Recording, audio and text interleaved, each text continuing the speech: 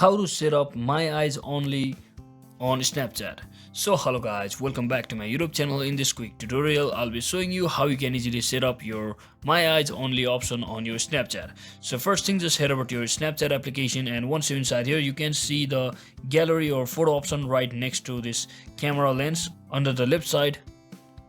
So once you tap on that gallery button, you can see there is an option called home, camera roll, storage and my eyes only. So just click on this my eyes only button over here, and now this is basically where you will be keeping your snaps, particular snaps, under the private section. Like if you want to some of your snaps to be private, which can only be seen by you, so you can just tap on this setup button over here and you enter your passcode with what you like to for the next time, and just click on continue from over here.